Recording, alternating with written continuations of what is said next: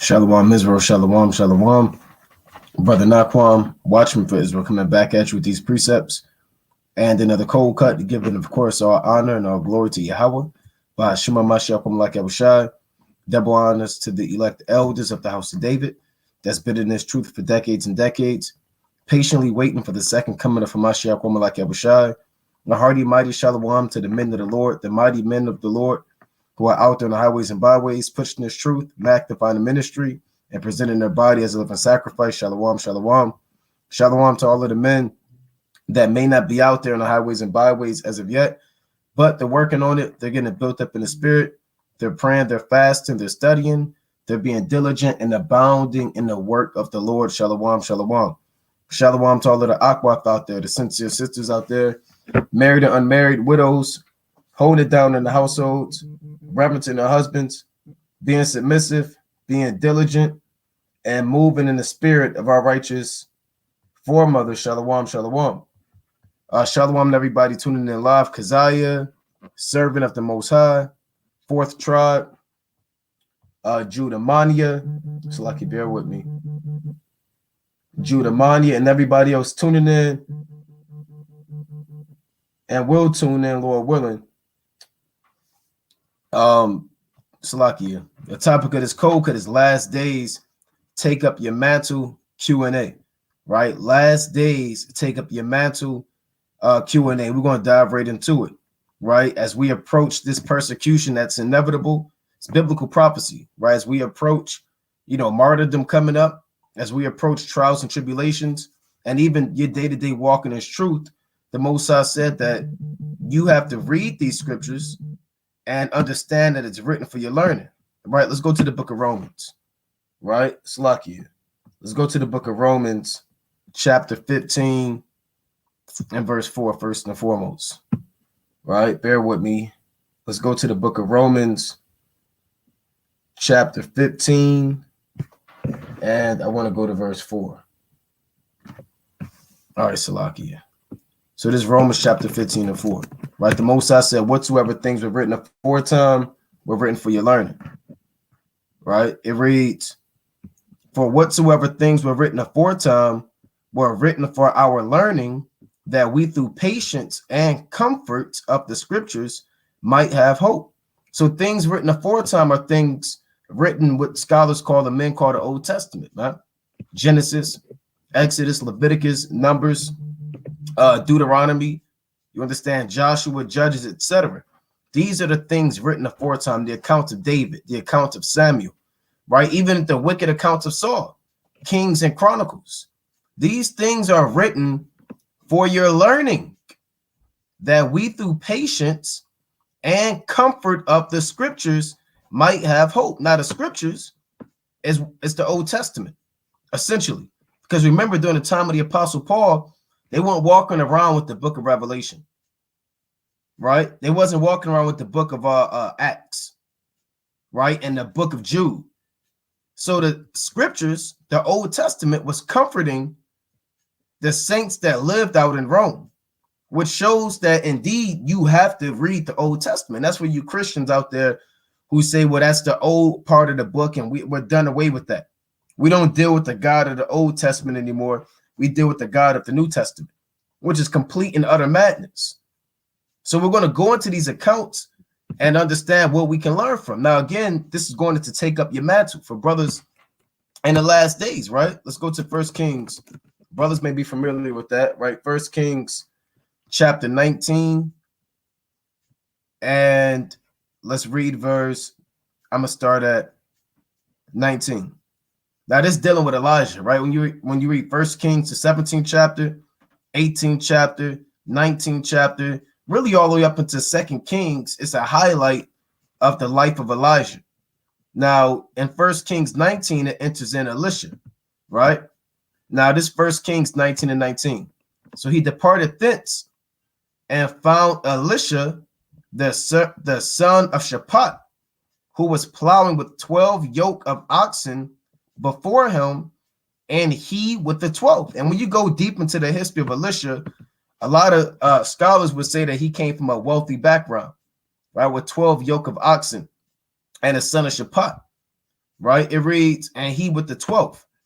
And Elisha passed by him and cast his mantle upon him. Right now, he physically did that. For brothers that don't know what a mantle is, I mean, you can look it up. It's pretty much like a coat that you wear outwardly over your garment. And Elijah wore a mantle, right? Samuel wore a mantle. Our forefathers wore mantles. See if I can pull up an image of a mantle. All right, I'll type in Bible. Let's see what comes up. Right, let's see if we can get an image of a mantle or an ancient mantle. So this is good. This is a mantle right here. This is what Elijah wore. It's like a coat. You understand? But you don't really have arms to put your sleeves to put your arms in. Right? It's pretty. And here's an image right here. Even though this is an Edomite, right? But this is similar to a mantle. And this would be Elisha taking his mantle and smiting the waters. So a mantle is pretty much a garment like this right here, a vesture, right? That priests would actually wear. Priests would wear mantles back in the ancient times. Now, Elisha, it says, I'm going to read this again from the top, 1 Kings 19:19.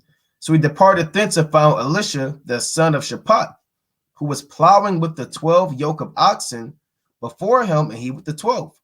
And Elijah passed by him and cast his mantle upon him. Now, casting the mantle upon him is essentially initiating Elisha into servitude and into the ministry, right? Prior to this mantle being cast upon Elisha, you can see the life that he lived, man. He had his job of plowing oxen and being with the 12. Right? Meaning he was out there working in the field, dealing with husbandry. But now it's time for him to do the work of Yahweh Ba'Shem Yahushua. And he didn't expect it. Just like we didn't expect it, man. We were out doing God knows what, and the Most High cast the mantle upon us. Right? Some men were out there. Maybe you was an athlete. Maybe some men had dreams of being a rapper. Maybe you was going to college and, getting your degree. Maybe you was an entrepreneur. Maybe you was just working, 9 to 5. Maybe you was in a warehouse, or maybe you had some type of dreams or goals that you wanted to obtain in the world. And then Yahweh Ba'Shem Yahushua spiritually cast the mantle upon you, right? Now, mantle, again, it's a garment, right? We being naked in the world. Let me get that precept real quick about being naked, right? Let's go to Exodus 32.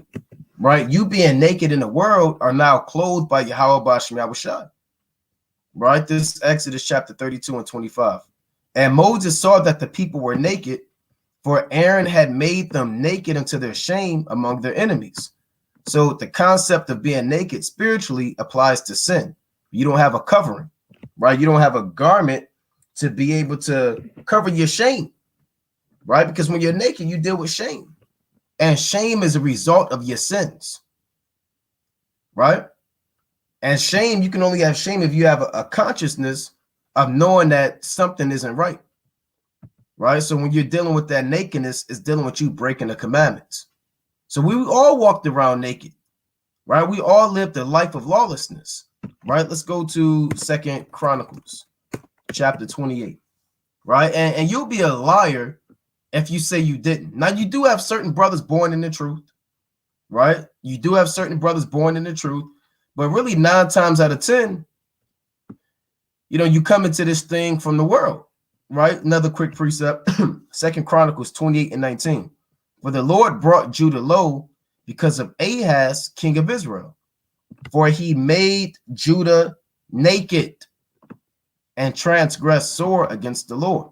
So this king, due to his wicked influence and leading the children of Judah into idolatry and to the sins of the heathen, by default, he made Judah naked.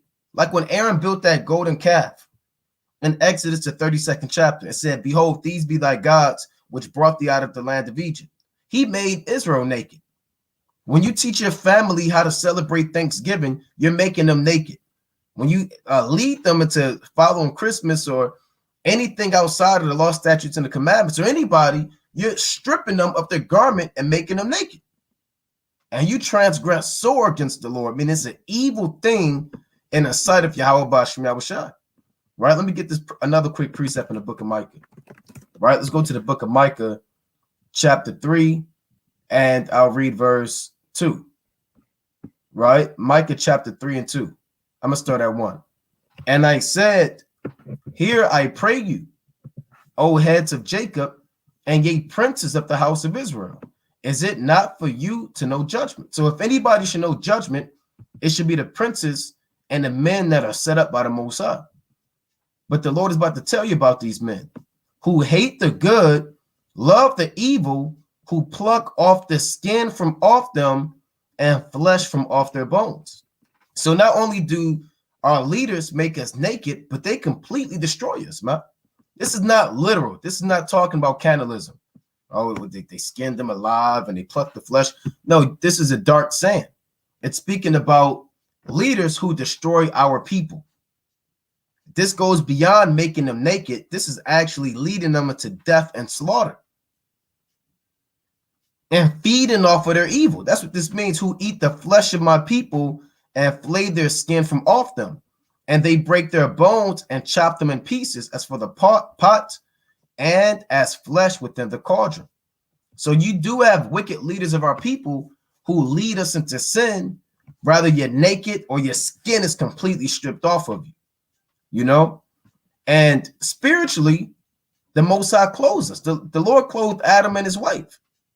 The Lord gave them coats of skin and clothed their nakedness. Right, let me get that in Genesis, the 3rd chapter. Right, let's go to Genesis, the 3rd chapter. We dealt with somebody at camp. They said, well, they thought that was a literal nakedness. Right, this is Genesis chapter 3 and 21. And unto Adam also, and to his wife did the Lord God make coats of skin and clothe them. So the coat of skin isn't literal. The Most High didn't give him a mink. If you look up Adam and his wife, right, coats of skin, you'll see them actually having like a mink on or like a fur outfit, as if that actually happened. Right, let me pull this up. Let's see. Look at this. Coats of skin. They didn't literally have a coat of skin on, man. But the Most High gave them a coat of skin, which is spiritually talking about what? A covering. We know that the coat of skin is made from animals.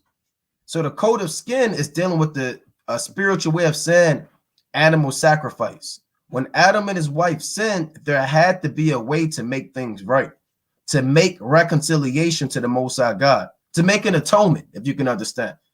So the way to cover their nakedness or cover their sin and to atone for their transgressions was to provide animal sacrifices and sprinkle blood upon the altar. Adam was given all the different statutes and laws that pertain to animal sacrifice. He wasn't just walking around butt naked, man, and kicked out of a garden. The life of Adam is deep, when you understand. So he knew what animals to offer, what part of the animal to use, what part of the animal not to use. So he came from a life of nakedness and was clothed. And the same thing applies to us, right? You living in the world, the Most High casts his mantle upon you, man. Now this mantle represents you coming into this ministry, you coming into the truth. Rather you're a brother and you lived a life of sin, now it's time to do the work. Hey, rather you're a sister, man, and you was doing God knows what in the world, freaking off, or you wanted to be a model or a damn nail tech or whatever you had going on, man. Now it's time for you to do the work of the Lord. Let's see the spirit of Elisha. Because guess what, man? An ordinary man, if they just walk past you and put a mantle on you, you might take it off, man. A cardinal, hey, get the hell off, get that off of me, man. You know, that's what the normal mind would do. You just out there doing the work and a man walked past you and put his coat on you. But Elisha had discernment, right? Verse 20. And he left the oxen and ran after Elijah and said, let me, I pray thee, kiss my father and my mother, and then I will follow thee. And he said unto him, go back again, for what have I done to thee? So Elisha, he left the oxen and ran after Elijah. So a lot of brothers, when you come into this thing and you're called, you, like we always bring out, you got to make haste in this thing, man. If you were called into this truth and you're teaching on the highways and byways, you have to run after that ministry, man. Every brother is given a particular office in this truth, man. Some brothers, they're called to be fathers, and now you have children. Some men are called to be husbands, and now you have a wife. You have to step into your role, man. You can't have the mentality of, oh boy, I'm a father now. I don't. Oh boy, what do I do? Oh, I guess I'm a prophet. I'm on the highways and byways. I don't know if this is really for me. You were called into this thing. You gotta deal with it, man. You gotta deal with it. You can't run outside of your lot like Jonah. Read the book of Jonah, and you'll see clearly in the first chapter what the Most High can do to you, man. Once this mantle is put on you, you gotta deal with it. And that represents your lot in this truth, man. And that represents you doing the work of the Lord. You can't give up. You can't run away from it. You can't be looking for another thing to put on. You got to wear this mantle, and you got to run after who? The examples that Yahweh Bashim set up, man. Rather, you're running after the life of Elijah, right? Jeremiah, ultimately Hamashiach Yahushua, other men, Abraham, Isaac, Jacob. You understand the righteous works of David. You have to run after this work, man. Right? And he said, I pray thee, kiss Slakia. Let me kiss my father and my mother, and then I will follow thee. So he said, look, I'm going to follow you. Let me tell him what's up, and I'm right after you. And look what Elijah said. And he said unto him, go back again, for what have I done to thee, man? And that's pretty much like what? That this don't mean nothing, right? That's what Elijah was essentially saying. But it's pretty much like a test to be proven, man. Because Elisha could have said, well, all right, I'll go back, and he told me this don't mean nothing. But Elisha had a different spirit on him, man. You know? And this was done, another account I'm going to get in 2 Kings. Right? It reads, and he said unto him, go back again, for what have I done to thee? Let me get this precept of Song of Solomon. And the carnal mind said, well, yeah, I guess I got this mantle on. He just gave me a free coat. And this guy, he just left. That's not what that's not, right? That's not what Elijah meant when he said, what have I done unto thee? That's pretty much, like I said, like him proving him, man. See if you're really in this thing. Do you have some discernment? I'm going to see what you're going to do. Right? Let's bring this out. This Song of Solomon, chapter 1 and verse 4. It reads, draw me, we will run after thee. The king hath brought me into his chambers. We will be glad and rejoice in thee. We will remember thy love more than wine. The upright love thee. So this is saying spiritually, if you were called into this thing or drawn by Yahweh Bashim Yahushua, you got to run after this truth, man. If you're ahead of a camp, if you're a reader, if you hold post, if you're a husband, if you're a father, if you're called to be a brother, if you're called to, if the Most High blessed you with money to give alms, or you have to run after that ministry, man. And every brother, you have been given a mantle by Yahweh Bashim Yahushua, man, with your particular office in it. And if you don't know what your office is, you better call upon the Most High, to determine what you need to do to magnify the name of the Most High, because there are many members in one body. Regardless of your member and your office, you have to run after Yahweh Bashim Yahushua. Not every prophet has the same lot. When you read the book of Jeremiah, Jeremiah had a completely different lot than that of Haggai. Haggai, when you read Haggai, he was strictly sent out to what? To exhort Zerubbabel and Joshua to keep doing the work of the Most High. And those men were over him in the spirit. Zerubbabel and Joshua, they were over Haggai in the spirit. Zerubbabel was damn near the king. He was the governor. Seed line of David. Joshua was the high priest. But the Most High called Haggai to do the work of the Lord, man. And I believe when you go into that history, Haggai was almost, I think, 70 years old. His lot was strictly to exhort other men. Everybody has a different lot in this thing. You don't read no in-depth breakdowns and parables of Haggai, but Haggai's name is written in the book of life. The Most High called him to do his job, and he did his job. It may not have lasted 30 years, 20 years. He may not have a long life and his ministry as other men, but nevertheless, he did his job. Everybody doesn't have the same. Yahushua ministered for what? 3 years. Some men like Daniel, they was around for 20-something years. Ezekiel, a long time. Jeremiah, since he was a child. Certain prophets have long times. Like you may be in this truth for 10 years doing the work of the Most High. Another brother, he may just be in this thing for 2 years, and then Yahushua returns, and all hell break loose. Regardless, you have to run after Yahweh Bashem Yahushua, man. Right? It reads, we will run after thee. The king hath brought me into his chambers. Now, the chambers represent this word, the different rooms in the mansion, right? The mansion, spiritually speaking, is the Bible. And the different chambers are the different rooms, Deuteronomy, Exodus, Leviticus, Numbers, etc. Right? It reads, we will be glad and rejoice in thee. We will remember thy love more than wine. The upright love thee. So you have to run after your calling. Again, if you don't know what your calling is, you better pray to Yahweh Bashem Yahushua, man. Rather you're a man or a woman, man. You know, but mainly you brothers. Right? So Elijah said, go back again for what have I done to thee? Verse 21. And he returned back from him and took a yoke of oxen and slew them. This is what Elisha did. And boiled their flesh with the instruments of the oxen and gave unto the people, and they did eat. Then he arose and went after Elijah and ministered unto him. So Elisha's job was to be subservient to Elijah and serve him, huh? You know, that was his job.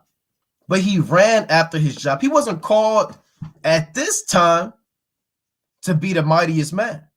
You may not be called. You may have been called. You might be in this truth right now, and you may not really be on a level that the Most High has in store for you. And you can't look at it. A lot of brothers, they look at other brothers who may know more, have more precepts, more knowledge, maybe more children, you know, maybe a better job, maybe more wisdom, and they're comparing themselves to these men. And then they get down about it, man.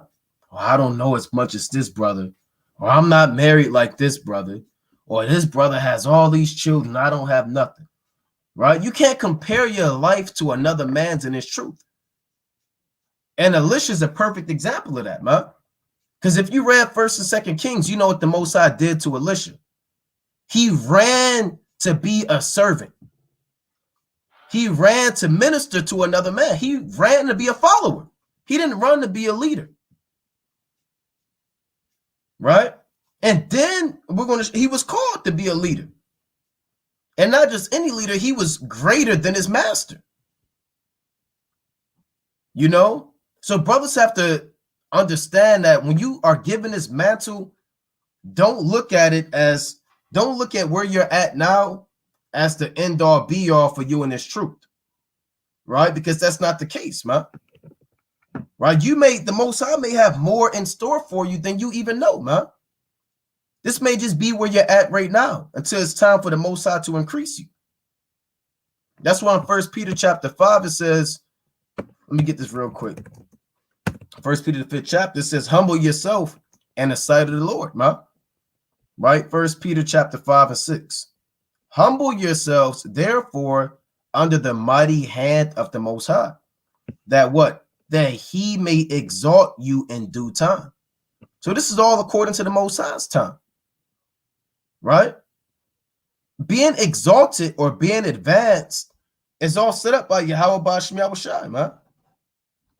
Right? This has nothing to do what you think is going on. This is the Most High's program at the end of the day, man.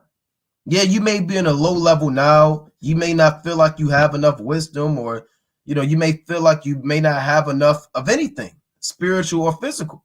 But the Most High is going to exalt you in due time if you remain humble, man, and do the work that the Most High gave you now. Don't try to take too much on your plate. Don't try to be somebody you're not.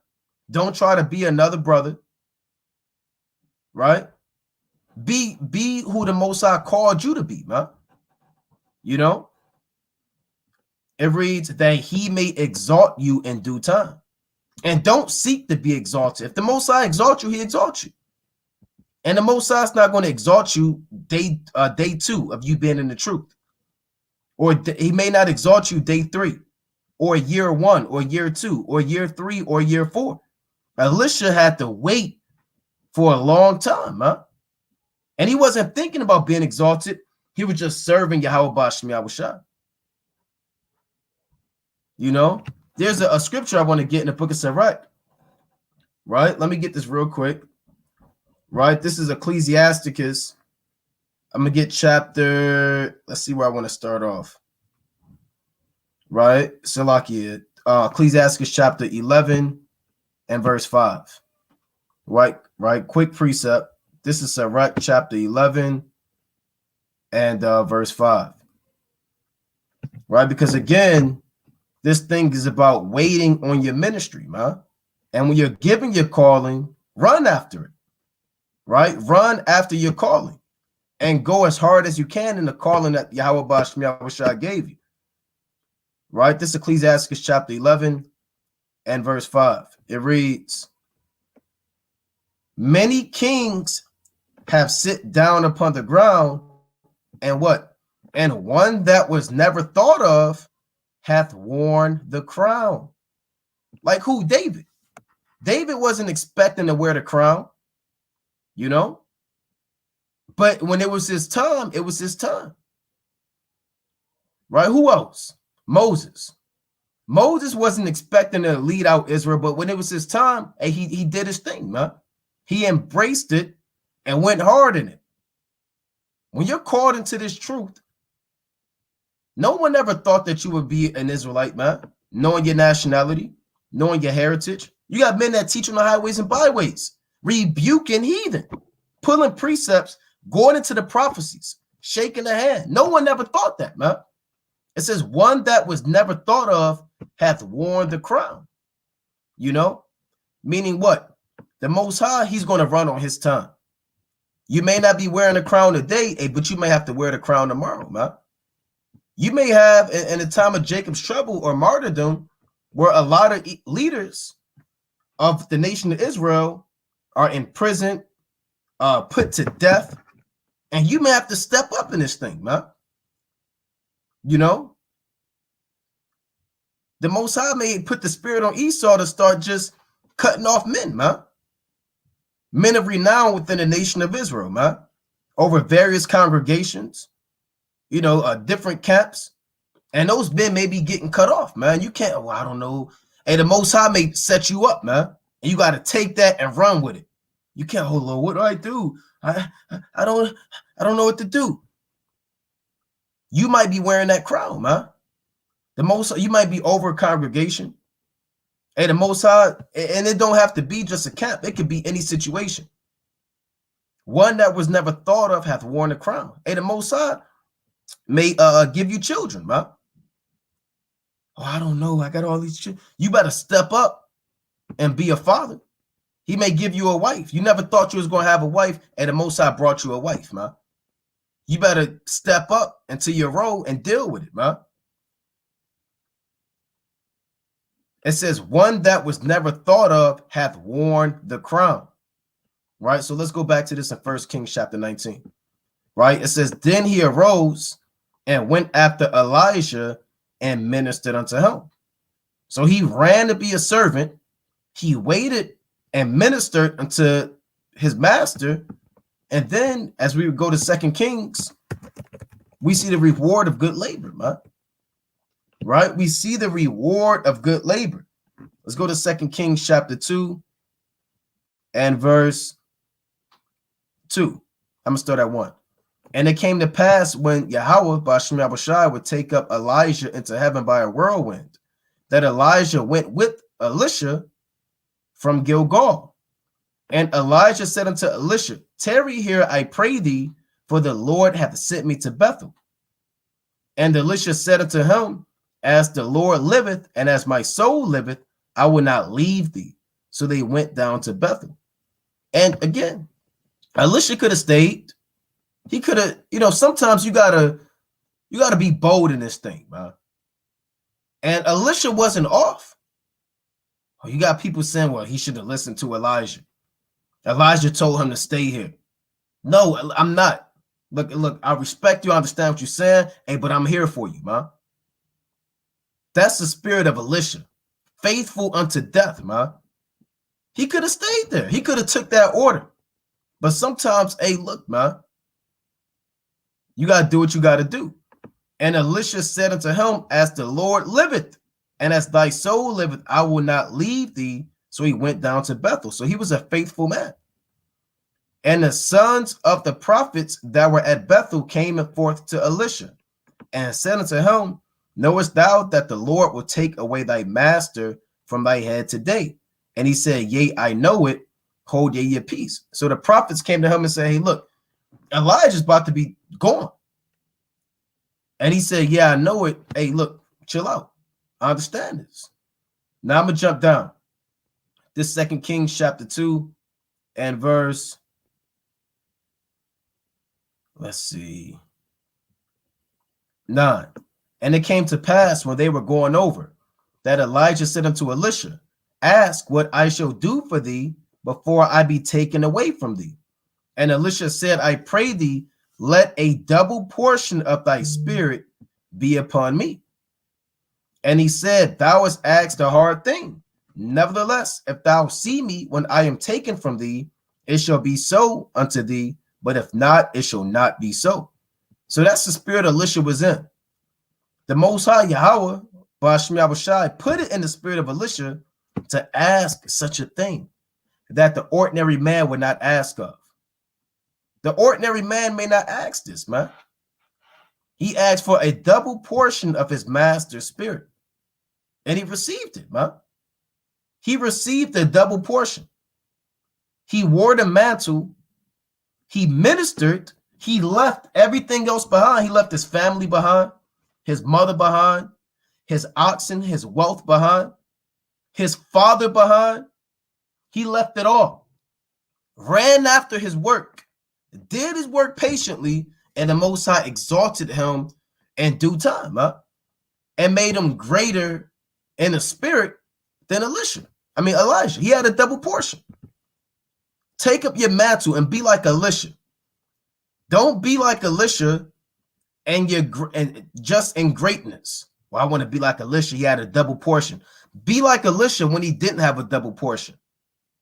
Be like Elisha when he left everything to follow Elijah. Be like Elisha when he ran to be a servant. Be like Elisha when he was tested to leave his master, but stayed, man. He was faithful. Don't just want to, brother, just want to be Elisha when he was mighty and, he took his mantle and split the river and did all of the miracles. Yeah, that's fine. That's cool. Well, what brother wouldn't want to perform miracles and exercise the spiritual work of Yahweh Ba'ashem Yahushua? You'll be a liar to say that you wouldn't. But it's more than the life of these men, than just the miracles that they did, man. Again, be like Elisha when the Most High put the mantle on him and he ran after the Lord, right? Let's go to Luke, the 12th chapter real quick, right? Because this is what the Most High said. This is St. Luke chapter 12 and verse 47, right? St. Luke chapter 12 and 47. It reads, and that servant which knew his Lord's will and prepared not himself, neither did according to his will, shall be beaten with many stripes. So if you know the will of your Lord, right? If you know the laws, statutes, commandments, if you know you have to do the work of the Most High, if you know you were called into this truth to teach, to read, to exhort, to hand out flyers, right? To damn shake the hand, the whole post, to give alms, whatever work that you do. Maybe you do like digital work, or maybe you do whatever the case may be, man. If you know the Lord's will, which ultimately goes into keeping the faith and the commandments outside of the gifts that the Most High gave you, you're going to get beat with many stripes. But he that knew not and did commit things worthy of stripes, Salakia, shall be beaten with few stripes. Now here's the point. For unto whomsoever much is given, of him shall be much required. And to whom men have committed much, of him they will ask the more. Meaning what? How you say in the word, with great power comes great responsibility, man. If the Most High has cast that mantle upon you and has given you much, right? They gave you much wisdom, right? They gave you much knowledge, much counsel, right? Maybe the Most High gave you much money, man. Look what Joseph of Arimathea did with the wealth that the Most High gave him. He bought a sepulcher for Yahushua that no man ever laid in. He begged the body. He begged for the body of Yahushua from Pontius Pilate. Unto whomsoever much is given, of him shall be much required, man. Right? Because the Most High gave you a lot, and he expects you to do big things with it, man. You were called into this truth. You were given a lot. You can say, well, I really don't know that much. Hey, brother, you know your nationality. You simply knowing your heritage puts you over about 99% of the earth, man. You know? You just knowing that you're an Israelite, knowing the law, statutes, and the commandments, which is your wisdom, puts you over everybody. So you do have a lot. Yeah, bro, I really don't know much. I don't have it. Well, you got much, brother. You were given the mantle of Yahweh Ba'ashem Yahushua. And you have to be like Elisha in this thing. And the Most High said, hey, look, he expects much out of you. Much is required. You can't do the bare minimum, huh? You can't just be average in this thing. You can't be content with just subpar efforts, man. The Most High expect much out of you, man. This is in the Bible. If you want to know how much, or want to know what level you need to be on, this is what the Most High is telling you. He expect much out of you, man. So if you're average or doing a bare minimum or lukewarm, half-stepping, you're going to get beaten with many stripes, man. Elisha was given a double portion of Elijah's spirit. What if he just sat down? Oh, well, I got a double portion of Elijah's spirit, and he just sat down, right? Moving trees around, right? Moving leaves around, rocking in a rocking chair with a double portion. If you got a double portion of Elijah's spirit, it's time to get to work. If you got the Holy Spirit, the spirit of truth, hey, it's time to do the work, man. You have the spirit of Yahushua. You were given much. You don't have that weed spirit, Lord forbid. You don't have a drunkard spirit, right? You don't have a hate your brother spirit. You were given much, man. You may not have been given a double portion of Elijah's spirit, but you was given a spirit of Yahweh Ba'ashem Yahushua, man. So the Most High says what? And unto whom men have committed much, of him they will ask the more.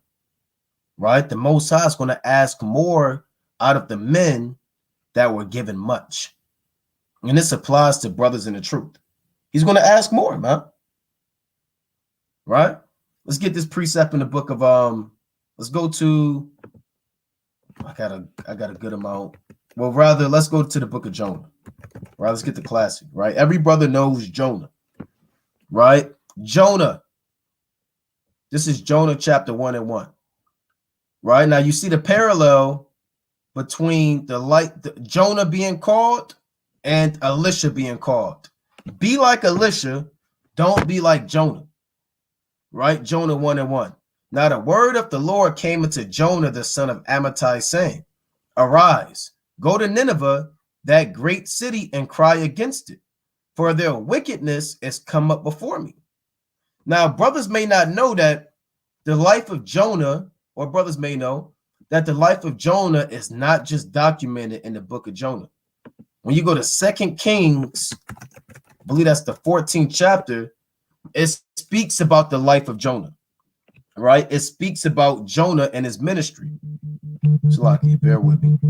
This 2 Kings chapter 14 and 23, right?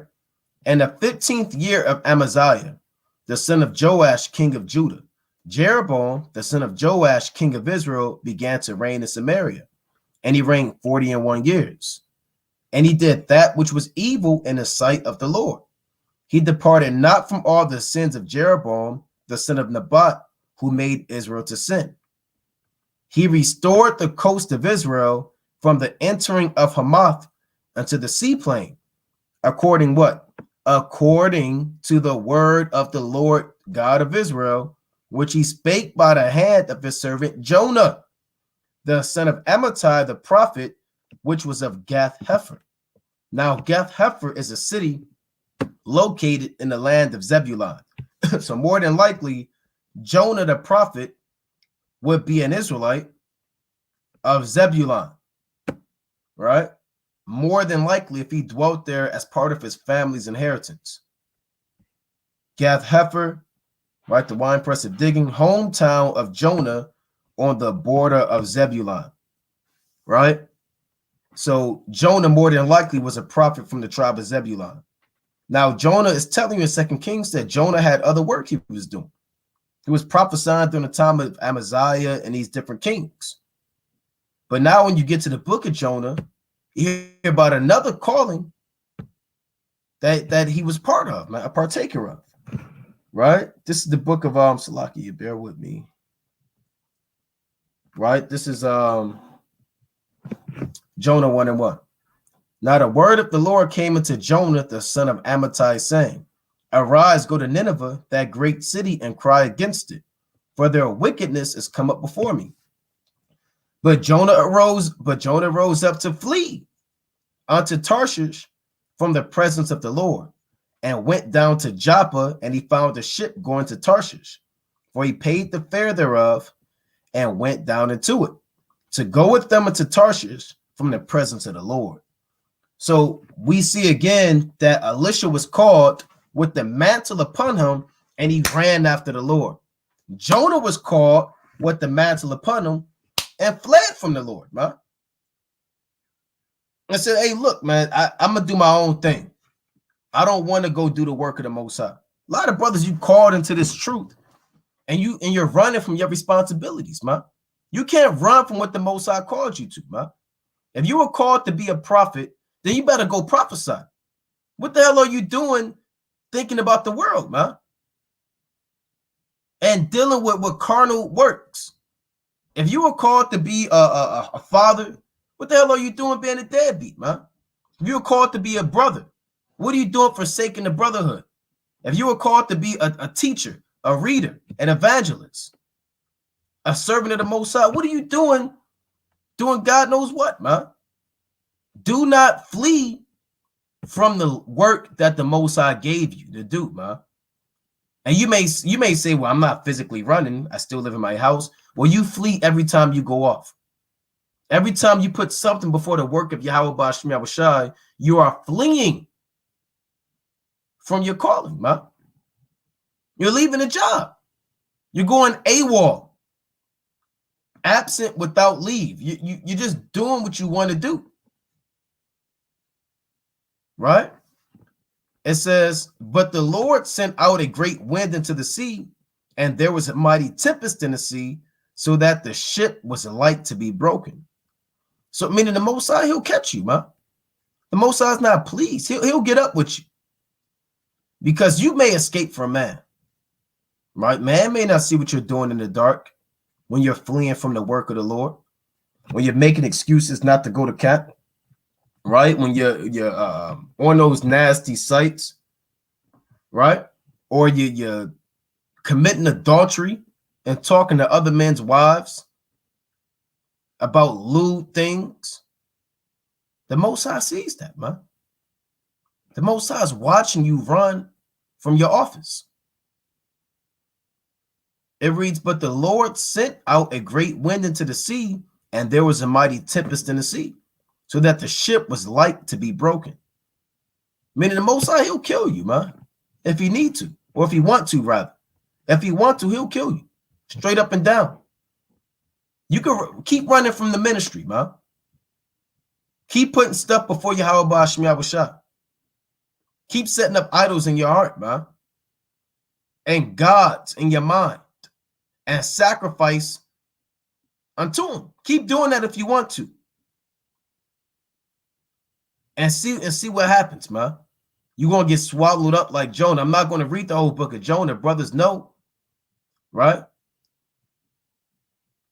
Brothers know the book of Jonah. If you haven't read Jonah, you can read it out, but or read it on your own. But essentially, you see the contrast and lifestyles between Jonah and Elisha.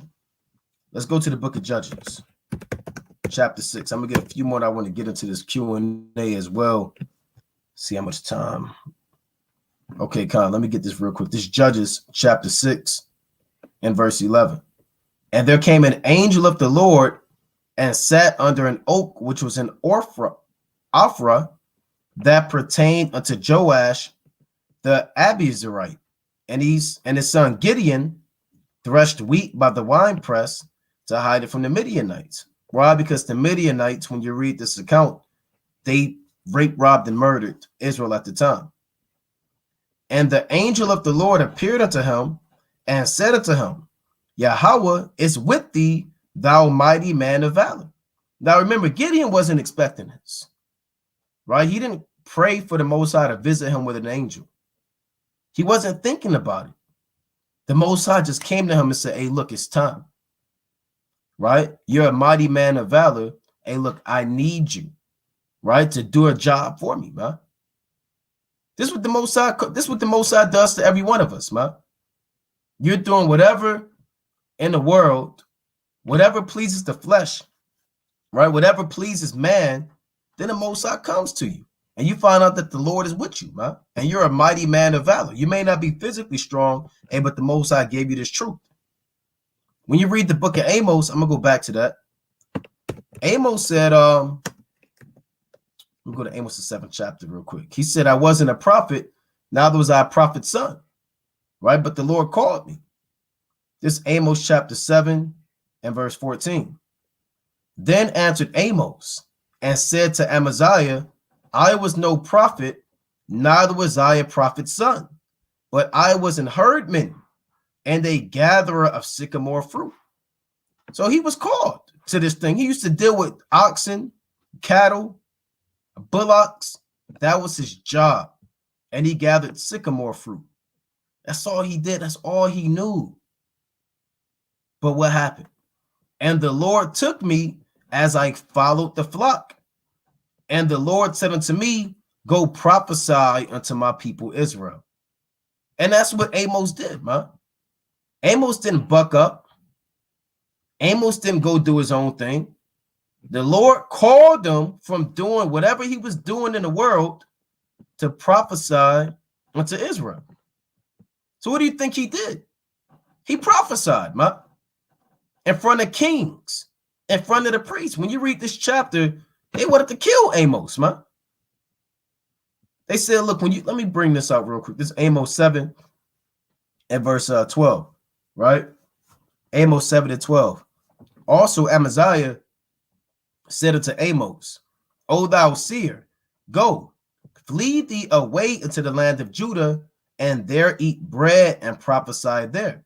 Because Amos was getting on him. You're going to die. You're going to be led away captive. You're going to be put to death. They said, look, we don't want to hear that. We want to be wicked. Take all of that work of the Lord and go somewhere with that, man.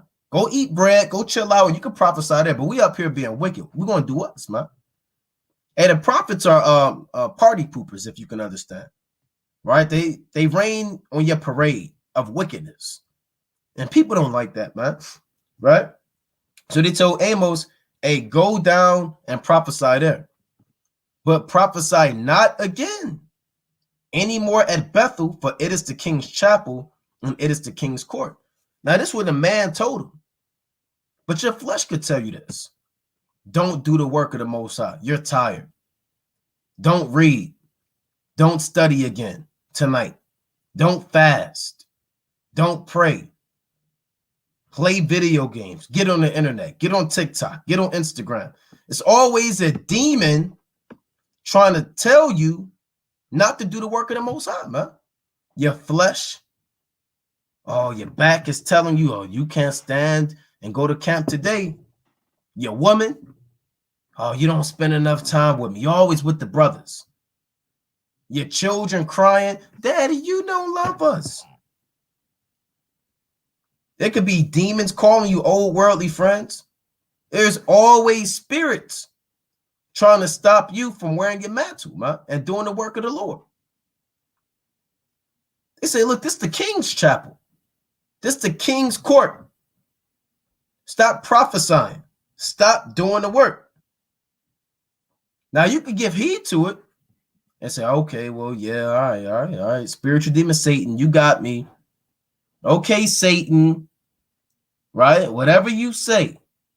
Okay, flesh, I submit to you, O flesh. Thou art my master. O Satan, thou art my God. That's what you say every time you let Satan overthrow you, man, and give heed to these demons. Right? So what did Amos say when he was told?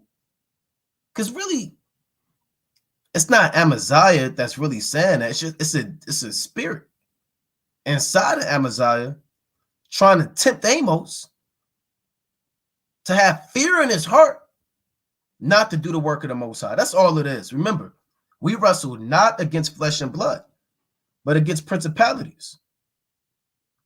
Spiritual wickedness in high places, paraphrasing Ephesians chapter 6 and 12. So he's really dealing with a demon, man. But again, Amos said what? Then answered Amos and said to Amaziah, I was no prophet, neither was I a prophet's son, but I was an herdman and a gatherer of sycamore fruit. And the Lord took me as I followed the flock. And the Lord said unto me, go, prophesy unto my people Israel. Now therefore hear the word of the Lord. Thou sayest, prophesy not against Israel, and drop not thy word against the house of Isaac. Therefore thus saith the Lord, thy wife shall be a harlot in the city. So he said, look, you telling me not to prophesy? You telling me not to drop the word? I don't even deserve to be a prophet. I was out there gathering sycamore fruit and dealing with oxen.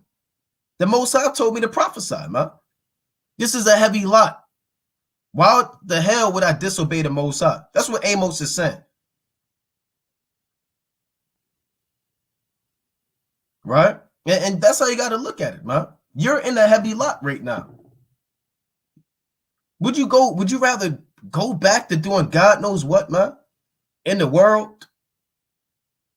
You got to take this thing serious. You were called to be a servant of the Most High, to study, to read, to exhort, to teach. Whatever your lot is. If you're a sister, you was called to be a mother, a sister, a wife. Right? Maybe you make garments, or maybe you cook for feast days. Maybe, maybe you deal with the children or whatever, man. Maybe you in the camp, right? You read and you teach and you hold post or whatever the case may be. You were called in this thing, man. And you want to be like Amos in this situation. So he said, look, now you told me not to prophesy. You told me not to teach. All right. I got something for you, Satan. Right? Matter of fact, your wife is going to be a whore. Right? You telling me not to prophesy, and your wife is going to be a harlot in the city, man. That's what he told him. And this wasn't just an ordinary man. This was a high-level man. This was Amaziah. He was up there, man. Priest on the left-hand side. He told him his wife is going to be a harlot. And guess what? She was a harlot in the city. He said, thy sons and thy daughters shall fall by the sword. What do you think happened? They fell by the sword. And thy land shall be divided by line. and thou shalt die in a polluted land, and Israel shall surely go into captivity forth of his land. So guess what, man? Once you called into this thing and the Most High give you your mantle, you better bear it, understand the importance of it, man. And where you could be, you could still be following a flock, right? Because that's what he was. He was a herdman. You could still be doing the Most High could put you back in the world, man. Make you a rapper again. Maybe an athlete all over again. Maybe he was a Muslim or a Christian or some type of agnostic, confused man, an atheist, a black. Maybe he was a part of the conscious community. The Most High could send you back out there, man. If Amos was to buck down and his situation to fold, the Most High would have put him back where he was, man. But he understood the gravity of his calling, and he took it and ran with it, right? The Most High told Gideon, it says, and the angel of the Lord appeared unto him and said unto him, the Lord is with thee, thou mighty man of valor. And Gideon said unto him, O my Lord, if the Lord be with us, why then is all this befallen us? And where be all his miracles which our fathers told us of, saying, did not the Lord bring us up from Egypt? But now the Lord hath forsaken us and delivered us into the hands of the Midianites. So he kind of didn't have faith. He said, but the Most High is with us. Where's the miracles? Right? Why are we getting beat and oppressed by the Midianites? And the Lord looked upon him and said, go in this thy might, and thou shalt save Israel from the hand of the Midianites. Have what? Have not I sent thee? That's what the Most High told Gideon. Have not I sent thee? You never know when it's time for to be called in this thing, man.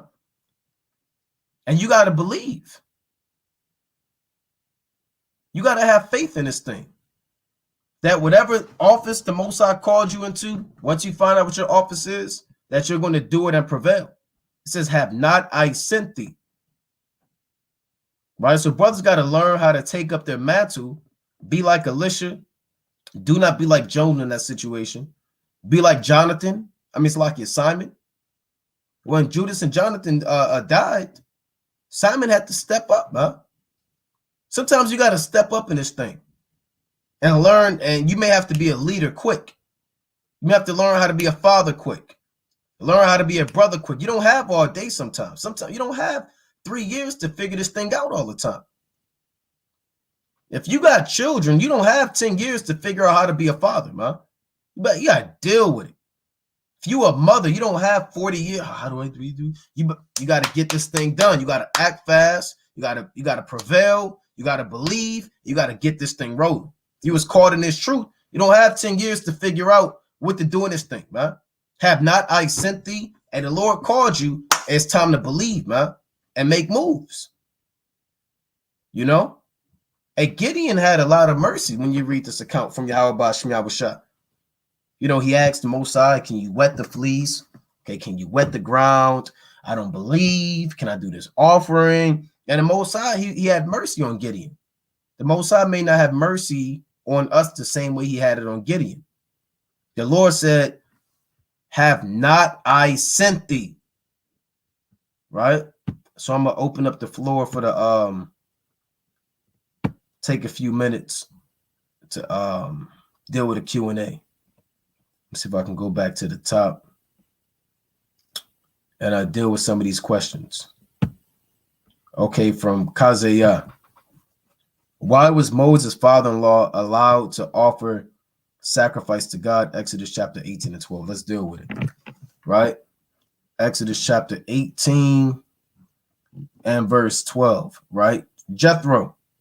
It reads, I'm going to start at 10.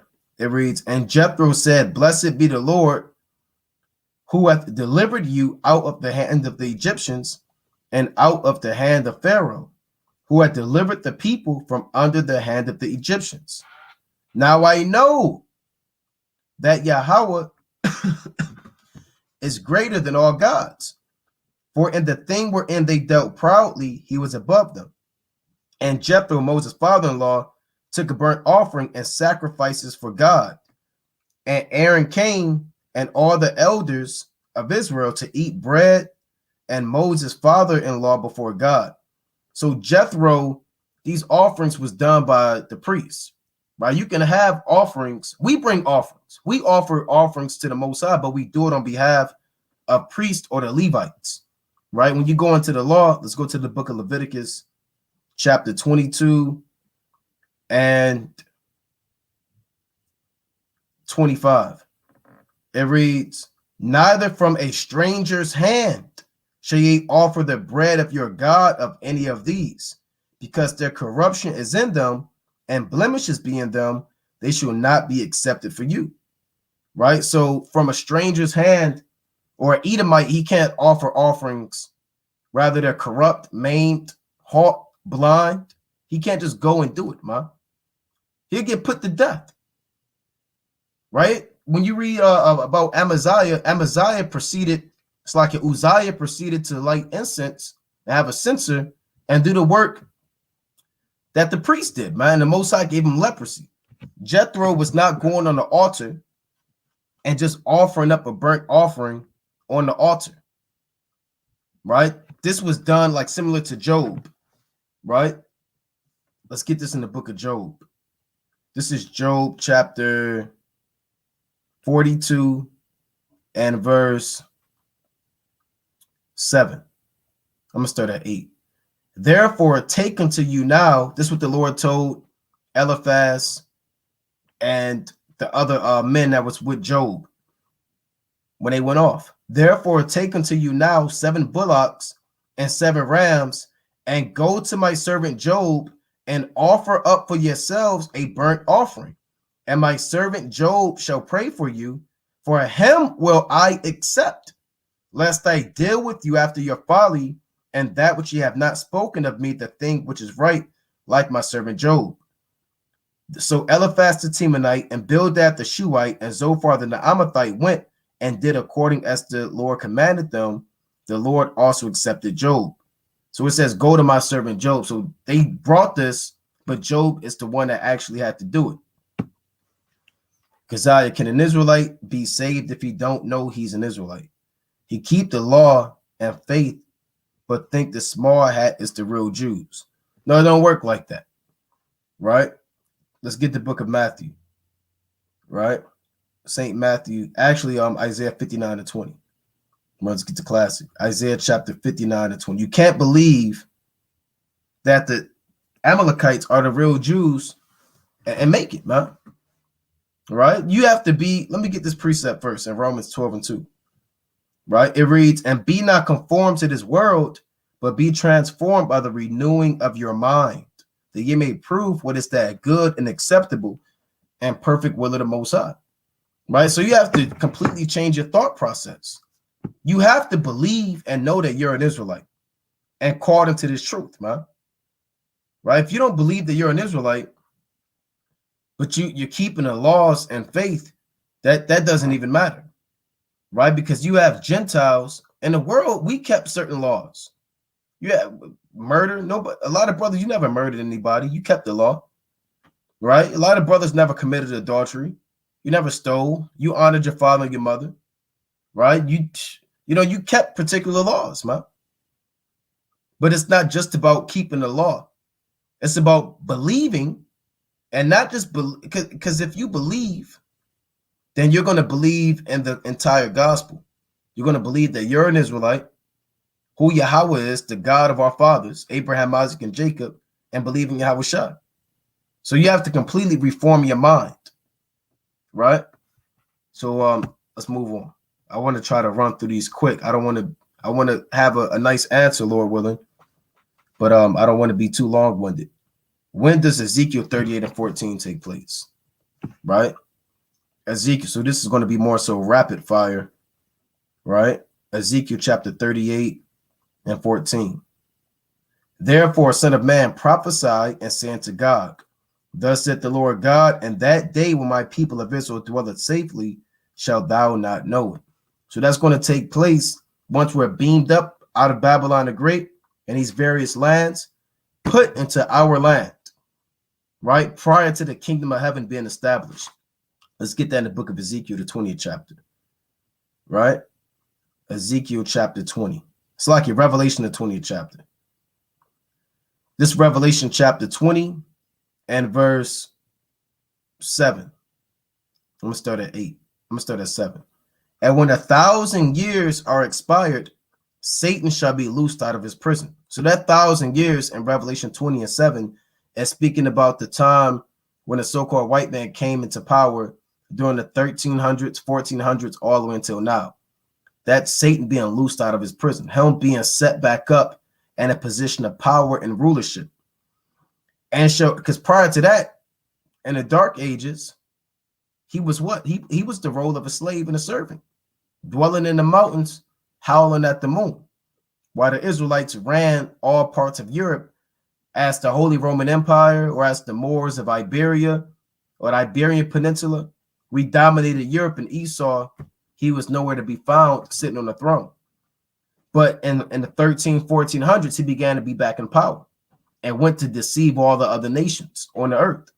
Really, and that started with the small hats, the Amalekites, right? And these different families of Spain and Italy, man. Verse 8, and shall go out to deceive the nations which are in the four quarters of the earth, Gog and Magog, to gather them together to battle, the number of whom is as the sand of the sea. So that's not going to happen. A lot of brothers say we're going to be in the kingdom, and then 1,000 years are going to go by, and then the nations are going to stir themselves up to rebel and catch us off guard. I mean, that's ridiculous, right? That the Lord said in Isaiah the 2nd chapter, nation shall not lift up sword against nation, neither shall they learn war anymore, right? So when you read when you read Hosea the 2nd chapter, the Lord had broken the bow out of the earth, right? Let's get this in Hosea chapter 2 real quick. Hosea chapter 2 and verse 18. And in that day, right, this dealing with the wilderness, I make a covenant for them with the beasts of the field and with the fowls of heaven and with the creeping things of the ground, and I will break the bow and the sword and the battle out of the earth and will make them to lie down safely. So war in the kingdom is going to be ridiculous. It won't be happening. So that 1,000 years in Revelation 20 is speaking about Esau coming into power now. Now we're going to get taken out of our captivity and be put in that land. And then the last tail end of World War III is when these other nations are going to see us and try to destroy us, similar to what they did in ancient Egypt. And the Most High is going to overthrow them with a great overthrow. All right, so let's move on. I want to try to get these in order. All right, look at this guy, lewd folly. Right, let's get rid of that. Okay, let's see. Next question. Okay. From outlaw for Yahushua, was Elijah taken up into the sky, or did he die a natural death? I would appreciate the edification, right? Let's go to the book of Hebrews, right? I want to get this precept in the book of Hebrews, right? This Hebrews chapter 11 and 5. So the same way Enoch was taken up, it's the same way Elijah was taken up. Now I want to get that. Before I get Hebrews, let me go to Genesis chapter 5. Right, this Genesis chapter 5 and verse, I'm going to start at 23. Genesis chapter 5 and 23. And all the days of Enoch were 365 years. And Enoch walked with the Most High, and he was not, for the Most High took him. Meaning Enoch did the work, prophesied, taught, and rebuked, and prophesied indeed of Yahushua, and he was not, meaning nobody could see and find where he was, because the Most High took him, beamed him up, if you can understand, inside of a chariot. Now, the same thing that happened to Enoch happened to Elijah. Let's get that in 2 Kings, the 2nd chapter, and verse 11. 2 Kings chapter 2 and verse 11. And it came to pass, as they still went on and talked, that behold, there appeared a chariot of fire and horses of fire, and parted them asunder, and Elijah went up by a whirlwind into heaven. So now it's pretty much been explained. The tractor beam came down, separated Elisha from Elijah, and Elijah was taken up and abducted, if you can understand, led away. That's what the word means. Led away into the chariot. Now, did they die a natural death? Let's go to the book of Hebrews, the 11th chapter. Right? Hebrews chapter 11 and verse 5. By faith, Enoch was translated that he should not see death. Let me read that again. By faith, Enoch was translated that he should not see death, and was not found because the Most High had translated him. For before his translation, he had this testimony that he pleased God. So Enoch was taken up, but he didn't die a natural death. A natural death would be of old age, right? A natural death, maybe he died in battle, or, he got sick. He was just translated, right? He was translated. His corruptible body was beat down, and the spirit was taken up, or destroyed rather, and the spirit was taken up to the Most High, right? Let's see. Next question. Wisdom of Solomon, chapter 13, 1 through 5. Was Dan the first tribe to go off according to Joshua 19 and 47? Let's deal with it. Right? Joshua chapter 19 and 47. And the coast of the children of Dan went out too little for them. Therefore the children of Dan went up to fight against Lashem and took it, and smote it with the edge of the sword, and possessed it, and dwelt therein, and called Lashem Dan after the name of their father. Now, I wouldn't say Dan is the first tribe to go off, because there's a plethora of tribes who didn't take the order that Joshua gave them through the mouth of the Most High. Now, Dan is one of the main tribes that went off, right? If not one of the top tribes. When you read the book of Judges, you read the latter end of Judges, you see they was going off, man. Right? And that's a breakdown for another day. But when you read Joshua, the 18th chapter and verse 2, it reads, and there remained among the children of Israel 7 tribes which had not yet received their inheritance. And Joshua said unto the children of Israel, how long are ye slack to go possess the land, which the Lord God of your fathers hath given you?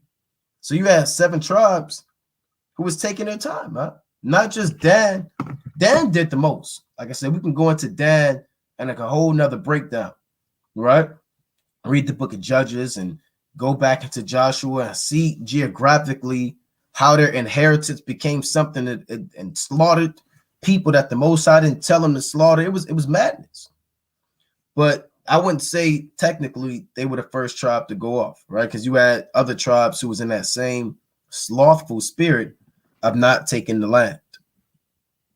And they were commanded to take the land. Okay, next question. Yashar Yehuda, you believe in regeneration. How did Elisha have a double portion of Elijah's spirit without Elisha dying and being reborn? Well, you don't have to. Elisha didn't have to die and be reborn. Neither did Elijah have to die and be reborn for Elisha to receive a double portion. The Most High living, or the Most High, let me get this in Genesis, the 18th chapter, right?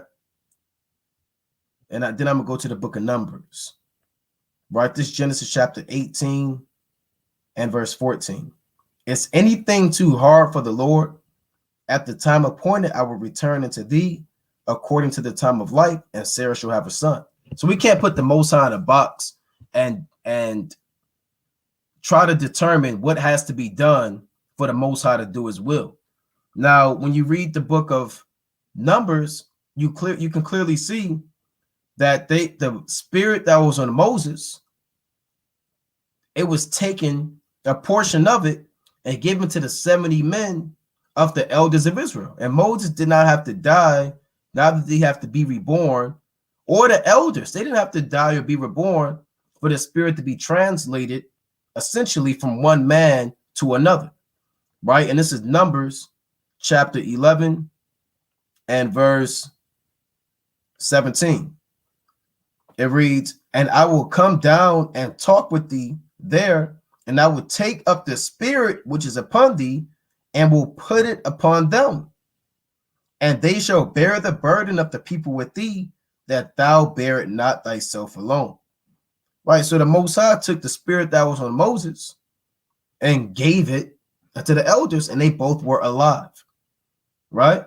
Now, the Most High had to play out and the way he had to play out, because when Elisha was taken up, it was already asked of Elisha. I mean, it's like when Elijah was taken up, it was already asked of Elisha what he requested when Elijah was alive. And Elisha told him, when you read that account, if the Most High allows it, he said, you ask a hard thing, paraphrasing, but if the Most High allows it, then it is what it is. But if not, then it is what it is. And I'm paraphrasing it. And as he was taken up, the Most High gave him that double portion, right? So to answer the question, how did Elisha have a double portion of Elijah's spirit without Elisha dying and being reborn? That can happen alive. Why these individuals are alive. You don't have to die and be reborn. This is where the concept of land of hands, you see that, exhibited in the New Testament and in the Old Testament, right? You see that transfers of spirits happens with the land on the hands, right? You can lay your hands on a bullock and transfer the guilt or the sin to that animal before it's sacrificed. The apostles and elders or the presbytery, they can lay hands on particular individuals and stir up their gifts and their spirits. And neither do you have to die for these things to be so, right? Let's get this in 2 Timothy. Let's get one more precept on that. This 2 Timothy chapter 1 and verse 6. It reads, "Wherefore this Paul talking to Timothy, right? Wherefore I put thee in remembrance that thou stir up the gift of God, which is in thee by the putting on of my hands." You see that? So when Paul laid hands on Timothy, he transferred, for lack of better terms, or translated the spirit that was on him, and it activated, for lack of better terms, it activated the suppressed gifts that was given to Timothy from the foundation of the world. And he was charged not to neglect those gifts that was activated by me translating the spirit from me to you, right? So you don't have to die for these things to be so. Okay. Let's see, next question. Okay, from Yashar Yehuda again. And I'm tackling these in chronological order. Why did Yah want Jonah to go to a city of heathens to get them to repent? Well, guess what? You had Israelites in that city, right? You had Israelites in Nineveh, right? Let's go to the book of Tobit, the first chapter, right? This is Tobit chapter 1 and verse 3. "I, Tobit, have walked all the days of my life in the ways of truth and justice. And I did many alms deeds to my brethren and my nation who came with me to Nineveh and the land of the Assyrians." So you had a lot of tribes out there. The tribe of Naphtali, they were placed, and the tribe of Asher, chiefly they were placed in these various cities early on, as Israel, the northern kingdom, or the kingdom of Israel, began to be cut short by Tiglath-Pileser III, Salmanassar V, and various other Assyrian kings who came into power. Now, when you go to 2 Kings, right, we can see that. Let's see that history in 2 Kings, the 15th chapter, of Israel being placed in these different lands. This 2 Kings chapter 15 and verse 29. 2 Kings 15 and 29. And the days of Pekah, king of Israel, came Tiglath-Pileser, king of Assyria, and took Ijon and Abel-Beth-Maacah and Genoa and Kadesh and Hazor and Gilead and Galilee, right? All the land of Naphtali, that's links up with Tobit, and carried them captive to Assyria. So you had Israelites that were carried captive to Nineveh, and they still dwelt there to that day. That's when you go back to Tobit. Let's go to Tobit, and we're going to get one of the last words of Tobit that he actually gave his son Tobias. Now this is Tobit chapter 14 and verse 4. This is what Tobit told Tobias. Go into Midia, my son, for I surely believe those things which Jonas the prophet spake of Nineveh, that it shall be overthrown, and that for a time peace shall rather be in Media, and that our brethren shall lie scattered in all the earth from that good land. And Jerusalem shall be desolate, and the house of the Most High in it shall be burned, and shall be desolate for a time. So you had Israelites that dwelt out there in Nineveh. Okay, next question. Man of war, right? What does it mean to be a man according to the scriptures? So that's a deep lesson, right? A deep lesson within itself. And I don't want to do this question disservice, but you could go to 1 Kings, the 2nd chapter, and get a brief answer in that. But it would be a lesson within itself that Lord willing we could do in time to come. Right now, this 1 Kings chapter 2 and verse 2. It's David speaking to his son Solomon. It reads, I go the way of all the earth. Be thou strong, therefore, and show thyself a man. And keep the charge of the Lord thy God, to walk in his ways, to keep his statutes and his commandments, and his judgments and his testimonies, as it is written in the law of Moses, that thou mayest prosper in all that thou doest, and whithersoever thou turnest thyself. Right? So that's what it means to be a man. A man of the Most High essentially is going to keep the laws, statutes, and the commandments through faith. Right? And that titles everything. So when you read the law, a man is going to what? Love his brother. They're going to love and serve Yahweh B'Shem Yahushai. They're not going to set up idols in their heart. Right? They're going to keep the high holy days. They're going to be part of the feast days. Right? They're going to take care of their children, take care of their wives, teach them, build them up in the spirit. That's what men of the Lord are going to do. They're going to teach. They're going to die. They're going to live for the Lord. Right? These are the things that a real man is supposed to do. Right? Like I said, that question requires a lot of time and effort. But 1 Kings, the 2nd chapter, lays it out plain. From Yashar Yehuda, who is the main judge at the time of Ruth? It doesn't necessarily say, right? When you read the book of Ruth. So when you read Ruth 1:1, it just says, and it came to pass in the days when the judges ruled, that there was a famine in the land, and a certain man of Bethlehem, Judah, went to sojourn in the country of Moab, he and his wife and his 2 sons. So specifically, it's not mentioned. So I can't give an actual name because it's not documented who the actual judges were, right? That were alive and ruling during that time.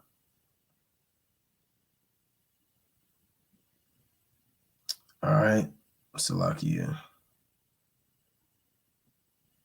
Bear with me. Yeah, so I can't really give into that one, right? Because it's not documented. All right, so let's roll on. Right, I believe some scholars say Ehud, some say Shagmar, but it's not really documented. Warrior for Christ, WFC. I am just transitioning from Christianity and pagan holidays. How can I link up with other brothers and sisters? I would like to celebrate God's feast. So we do have, if you want to link up with congregations in the body, we do have various congregations throughout the country and the world. And we do have the email that we encourage brothers and sisters to hit up regarding questions like this, that we can link you up with the right body near your location. So that email and that's not just for this question, but for those who may not know the email, who may have questions similar to it, that email is watchman4israel77@gmail.com. Right. So watchman, WATCHMEN 4, right, meaning FOR, Israel, ISRAEL 77@gmail.com. All right. And sister, just email, right? Put your location where you at, and we're gonna link you in, Lord willing, in haste. Right, same thing, right? How do I contact? That's the best way to contact the body. Okay. What tribe was Amos from? Right? It doesn't necessarily say what tribe Amos was from when you read the book of Amos.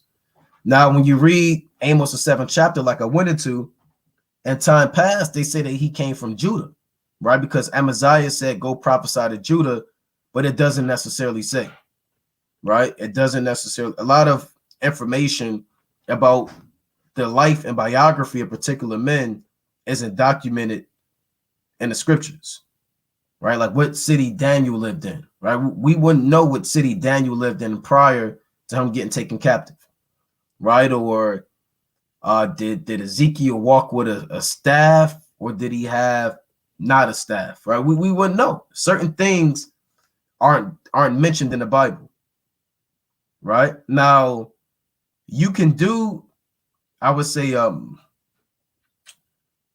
best educated so-called guess, right? But it doesn't necessarily say. You can't really go too deep into it because it's not really mentioned, right? Now it says Tekoa, but we know Tekoa is a land in Judah, so he could have been a Judite, right? He could have been a Judite. He could have been a Benjamite, right? We don't necessarily know, right? But when you read Amos, the 1st chapter, it says he was of Tekoa. Now, if I'm not mistaken, geographically, Tekoa is a city in Judah, right? This Amos 1:1. The words of Amos, who was among the herdmen of Tekoa, right, which he saw concerning Israel in the days of Uzziah, king of Judah, and in the days of Jeroboam, the son of Joash, king of Israel, 2 years before the earthquake. Now, when you look up Tekoa on a map, let's see, pull this up. Right, you see it, it's a little south of Bethlehem. So it's a city in the land of Judah. So he could have been the Judite, but again, it's not necessarily put out there. Right? Next question from the same brother, Yahar Yehuda. What was the sin of King Uzziah? Well, his sin was rebellion, right? Right. When you read about Uzziah, you clearly see that he proceeded to take on the office that wasn't his. Right. This is 2nd Chronicles chapter 26 and verse, I'm going to start at 16. Right. But when this is dealing with Uzziah, but when he was strong, his heart was lifted up to his destruction, for he transgressed against the Lord his God and went into the temple of the Lord to burn incense upon the altar of incense. So he's doing the work of a Levite when he's a Judite, rebelling against the order that Yahweh Shai set up, man. Now, the Most High said, when you read the book of Deuteronomy, the 10th chapter, that this office was given to the Levites. Deuteronomy chapter 10 and verse 9. It reads, wherefore Levi hath no part nor inheritance with his brethren.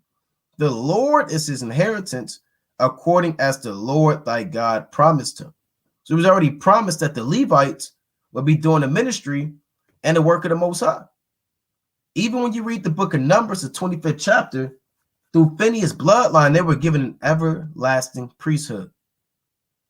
So a Judite man can't be doing the work of a priest, right? Let's get that in the book of Hebrews, the 7th chapter, right? Hebrews chapter 7 and verse, let's start at 13. For he, meaning Yahushua, for he of whom these things are spoken pertaineth unto another tribe, of which no man gave attendance at the altar. That tribe is Judah. Judah doesn't give attendance at the altar. The Judite man, their covenant through David was to be kings. And through Phineas, the Levites were set up as an everlasting priesthood. So King Uzziah, through pride and rebellion, decided to do an office that pertained not unto him. Right? Now, when you go to 1 Samuel, the 15th chapter, let's get this real quick. It reads, for rebellion is as the sin of witchcraft, and stubbornness, because he was stubborn, is as iniquity and idolatry, because thou hast rejected the word of the Lord, which he did reject. He hath also rejected thee from being king, and rejected Uzziah. Man. So idolatry, pride, witchcraft, rebellion, these are the things that Uzziah did. How many sons did Gideon have? Right, it says he had many, I believe it says what he had many wives. Right, we read the book of Judges, the 8th chapter and verse, I believe that's 30. Right, Judges chapter 8 and 30. And Gideon had 70 sons of his body begotten, for he had many wives. So he had 70 sons. That's in Judges, the 8th chapter. Right, next question. What judge was a king? Well, this is before the time of actual kings, right? So essentially, the first king that was set up was King Saul, right? Technically, right? Now you have Abimelech, who I believe they made him to be king, but he's not the first king, right? The first king technically is King Saul, right? So let's get this precept real quick, right? Let's go to the book of Judges. Right, this is Judges chapter, I believe I want chapter 9, if I'm not mistaken. Salakia, this Judges chapter 9 and verse 16. It reads, now therefore, if ye have done truly and sincerely, and that ye have made Abimelech king, and if ye have dealt well with Jeroboam and his house, and have done unto him according to the deserving of his hands.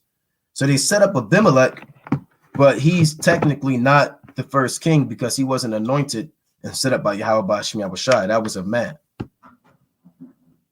Okay, next question. I am transitioning. Okay, we answered that. 4th tribe. What should a wife do if her husband is laying down with multiple women in the world, Israelites and heathens, and not keeping them as wives? Well, let's get this precept, right? Let's get this precept. So essentially the law in Leviticus in 19th chapter and 17, that applies to women too, man. Right? If your husband is breaking the Sabbath, committing adultery, right? You got to tell your, hey, look, you're going off, man. Now you have to do it in order and in wisdom's sake, but you're supposed to be a tower against death to your husband. That's Ecclesiastes chapter 26 and 22. So you have to do it in wisdom and with discretion. You can't look and start cussing them out. You have to understand the order of particular things. But I'm gonna get this precept in Leviticus 19 and 17, the classic. Thou shalt not hate thy brother in thine heart. Thou shalt in any wise rebuke thy neighbor and not suffer sin upon him. So the greatest love is not suffering sin upon him. Now let's say he takes the correction. Well, that's well. All praise to the Most High. let's say he continues to do God knows what under the sun. He's bringing them in the house, and they're in the y'all bedroom together, and they walking around with the, they picking up your kids, and you don't know what's going on. And that's why First Corinthians, the 7th chapter, right, is there, man. It's documented, right? First Corinthians chapter 7 and verse 15. It's like your verse, let me see. Bear with me. 10. It's like your 1 Corinthians 7 and 10. And unto the married I command, yet not I, but the Lord. Let not the wife depart from her husband. Right? Meaning she can't just say, look, I'm out, do what I want to do for any reason under the sun. But and if she depart, let her remain unmarried or be reconciled to her husband, and let not the husband put away his wife.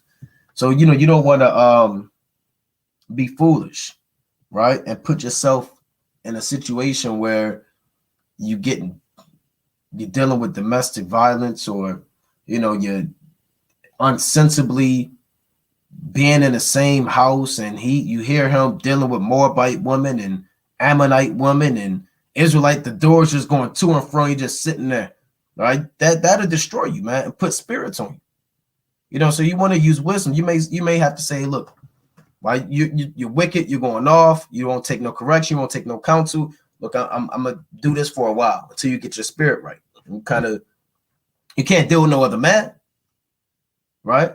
You're still bound by your husband until he dies,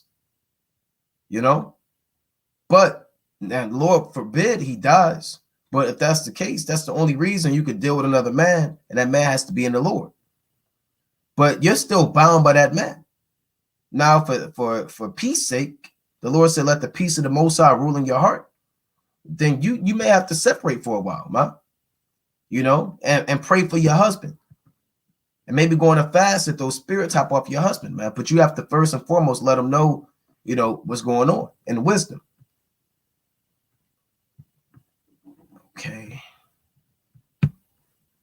Subsequently, and we kind of answered the other question, but subsequently, how do I break down 1 Samuel 19 and 13 about David using goat hair to trick Saul?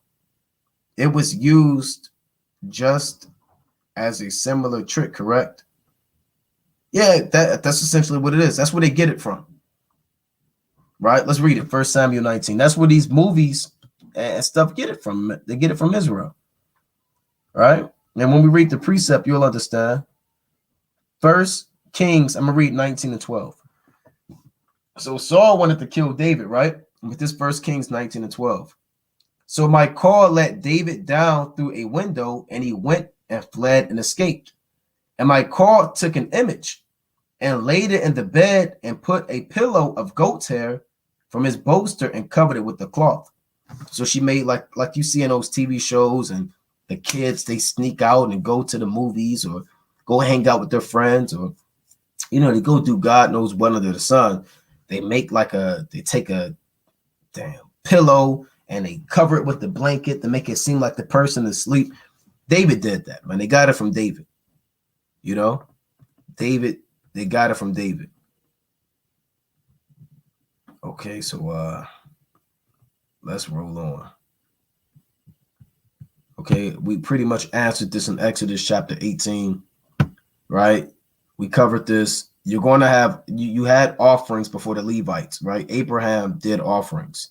Jacob did drink offerings, right? We read about Job doing offerings. Noah did offerings, right? So yeah, you'll have offerings done before the Levitical priesthood was established. Nevertheless, only the sons of God are the ones that are doing these offerings. Okay. Isaiah chapter 62 and 6. If a brother has a graven image as a necklace or chain, is it considered idolatry only if he worships it? Well, yeah, if you have a graven image, then that means you are worshiping it. That's what it means. So if you have something you're bowing down to and giving, support and strength into, then yeah, that would be a graven image, right? That you bow down to and worship. Now, if you got like a lion on, or you got, I don't know, a menorah, right? Those are things that that you can wear. But if you bow down to a menorah and start worshiping it, then you set that up as your god too, man. Or a lion necklace. If you start, oh lion, right? Thou art the mightiest beast, right? You start feeding it raw meat, then you're off, man. You know? So you want to use wisdom too, you know, depending on what you have on. Right? But let's see. Next question. Right? Let's see. Okay, Warrior for Christ. Are children toys like dolls and toy cars? No, that's not graven images. They're not idols or graven images. All right. Lord said, be not righteous over much. All right.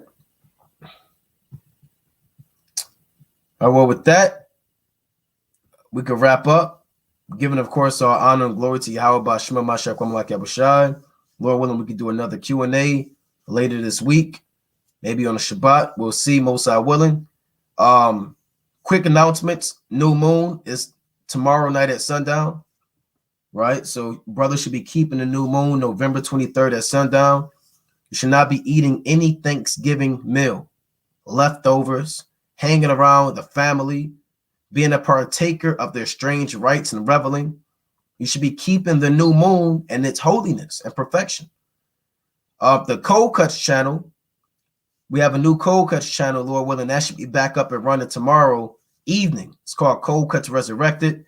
You'll see it. Most I willing, brother, subscribe to that and hop back on that Cold Cuts channel and still tune into the mighty WFI Backup channel.